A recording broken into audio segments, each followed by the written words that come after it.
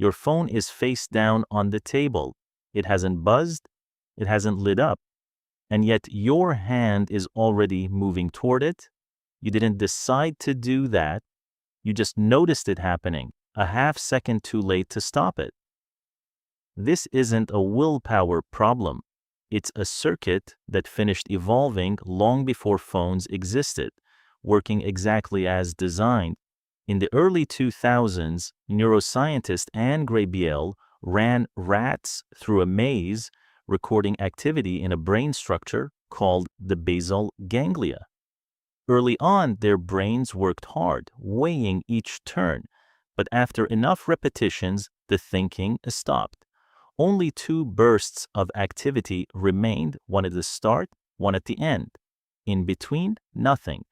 This is what a habit actually is, not a decision you keep making, a decision your brain stopped making. Once a behavior repeats enough, your brain hands it to the basal ganglia, a structure built for execution, not reflection. That's how you can drive a familiar route and arrive with no memory of the drive. You weren't absent. The basal ganglia had the wheel. Now put a phone into that system.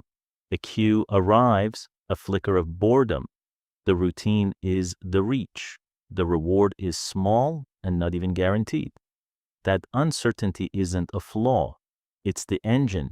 Research on dopamine shows the brain spikes in anticipation, right before you find out, not at the reward itself. The pull isn't coming from what you find, it's coming from the almost. For most of human history, an ambiguous signal meant real stakes, predators, threats. The brains that survived startled first and asked questions second. That bias toward checking is inherited, the same way your eyesight was. That instinct still exists. It just has nothing left to defend you from. The basal ganglia doesn't know the difference between a rustle in the grass and a notification sound. It only knows cue arrived, routine begins. That's why people describe looking down and realizing they're already on their phone. So what do you do with this? Not much if the plan is to fight it head on. Willpower runs out fast. What works better is changing the cue. Put the phone in another room and the cue weakens before it starts. None of this means you're broken. It means you have a fully functional, very old brain doing exactly its job in a world that changed faster than biology could. The hand moving before you've decided anything isn't a glitch.